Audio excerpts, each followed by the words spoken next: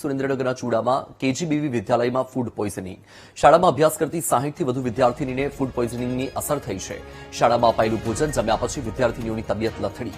Food પોઈઝનની ઘટનાને પગલે દોડતો થયો આરોગ્ય વિભાગ. વિદ્યાર્થીનીઓને હોસ્પિટલ લઈ જઈને સારવાર શરૂ કરાઈ છે.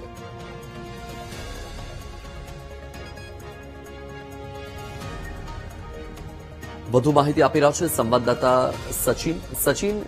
જે આ 60 વિદ્યાર્થીની ફૂડ પોઈઝનિંગની ભોગ બની છે તેમની સ્થિતિ હાલ શું છે?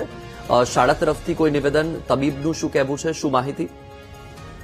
જી, જો વાત કરવામાં તો ચૂડાની કેજીબી વિદ્યાલયની વિદ્યાર્થીઓને 60 થી વધુ વિદ્યાર્થીનીઓને ફૂડ પોઈઝનની અસર થઈ છે અને અસરને લઈને હજી સ્કૂલ સંચાલકો દ્વારા કોઈ પણ માહિતી સામે આવી નથી અને વાલીઓનો આક્ષેપ છે કે સ્કૂલ સંચાલકો દ્વારા હજી કોઈ પણ વાલીઓને જાણ પણ નથી કરી અને તમામ વિદ્યાર્થીઓને ચૂડા આરોગ્ય કેન્દ્ર ખાતે ખસેડવામાં આવી છે. ત્યાંથી વધુ સારવાર અર્થે લીંબડી તેમજ સુરેન્દ્રનગર ખસેડવામાં આવી. જી, માહિતી બદલ આભાર.